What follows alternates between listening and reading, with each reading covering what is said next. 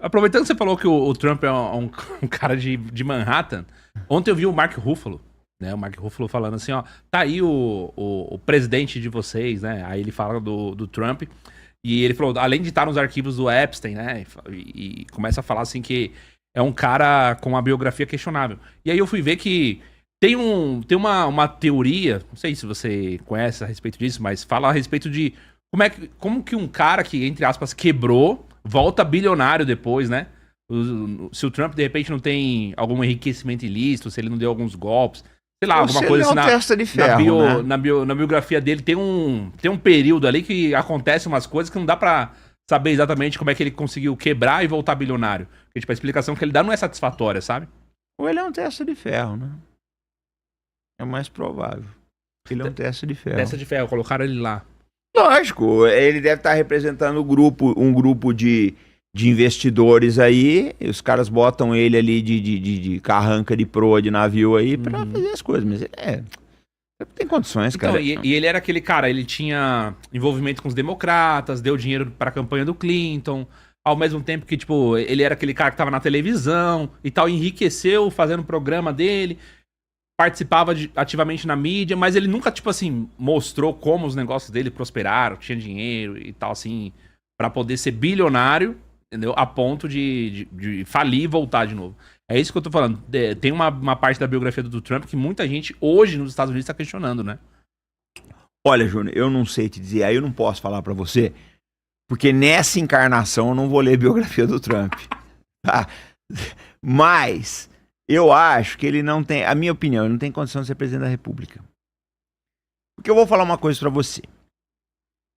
Uma coisa é você ser histriônico, que nem eu faço, que eu tenho que começar a falar, bota. Isso é uma coisa. A outra é na hora que a gente vai trabalhar um assunto. Júnior, você pode ter certeza, eu jamais vou ser irresponsável com você e teu público. A informação que eu te passo aqui é a melhor possível.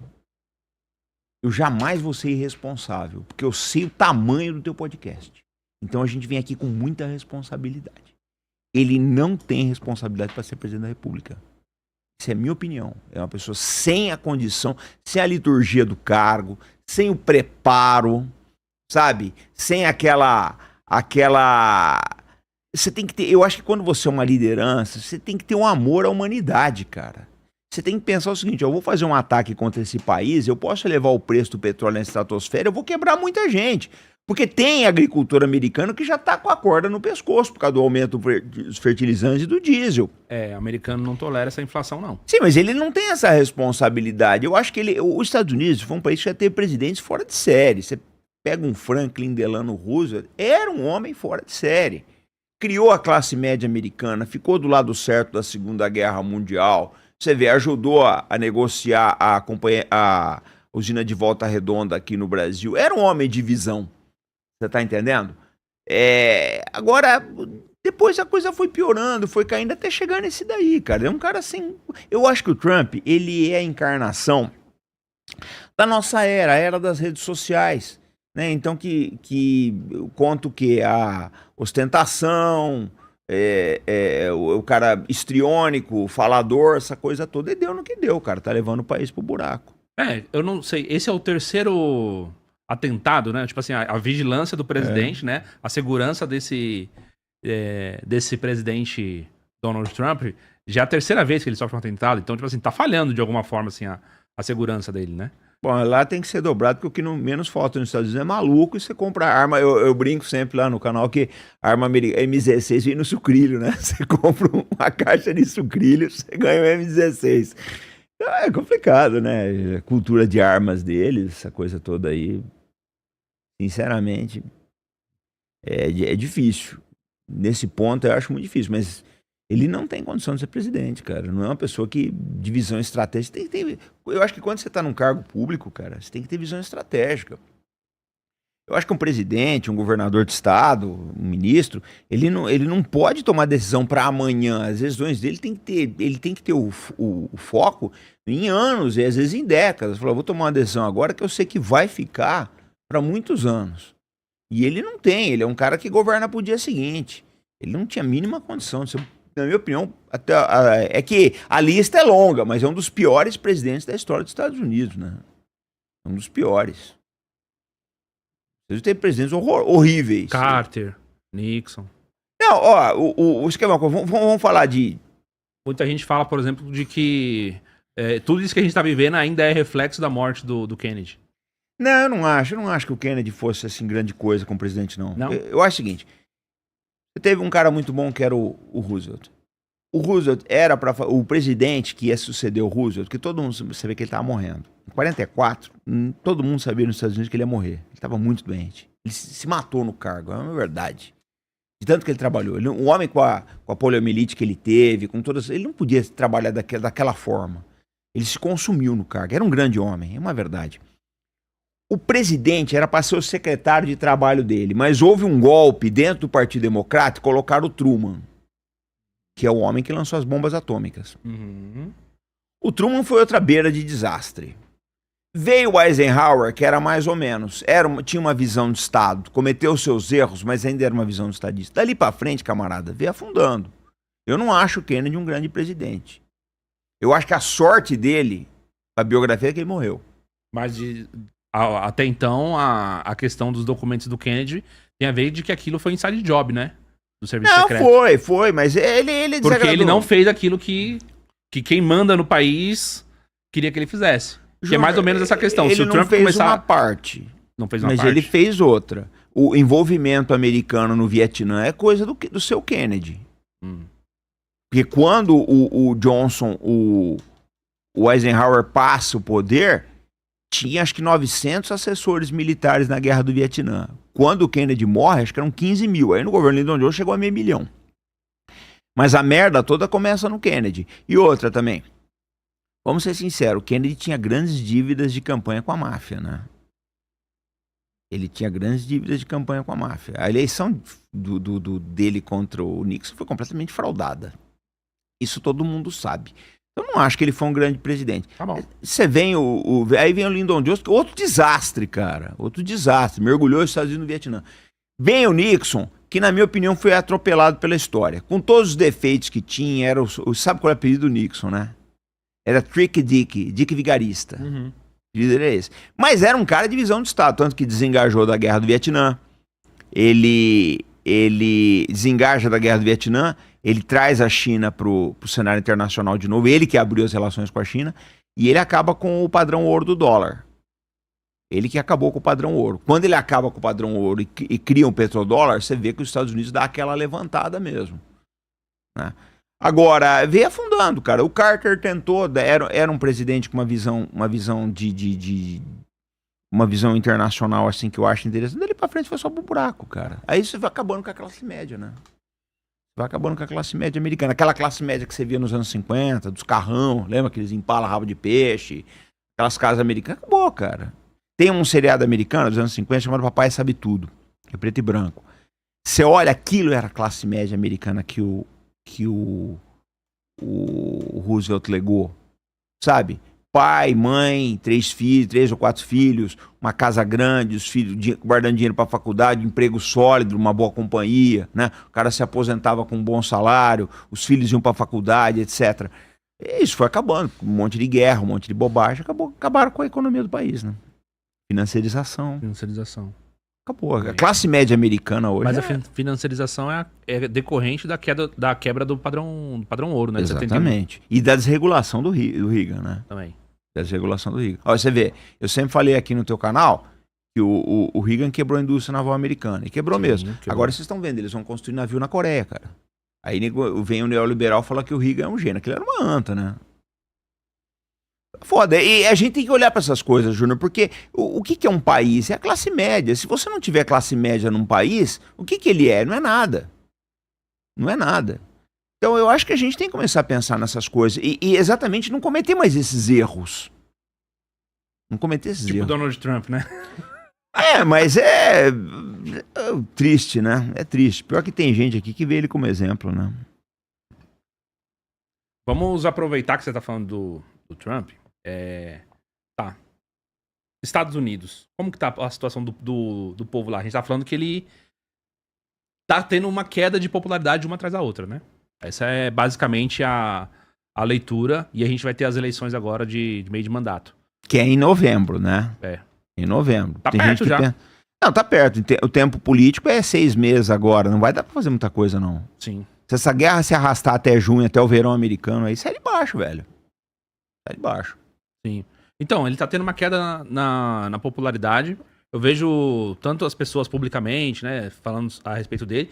Esse lado da guerra agravou o caso, mas não é a única coisa, né? A situação do povo americano tem sofrido muito com a inflação, o aumento da gasolina e do diesel, como você falou. Tem alguma coisa que pode acontecer de bom, assim, daqui pro final do ano ou não? O cenário é basicamente esse. Ele pode perder a maioria nas duas câmaras, né? No Senado e na Câmara dos Representantes, que é a Câmara deles, a Câmara dos Deputados dele. Aí eu não sei o que o pessoal vai querer fazer. Vocês vão querer dar um impeachment. Porque tem gente falando da 25ª emenda, né? Você sabe o que é. Vou explicar isso pro pessoal. 25ª emenda é o seguinte. Na memória. Não, tudo bem.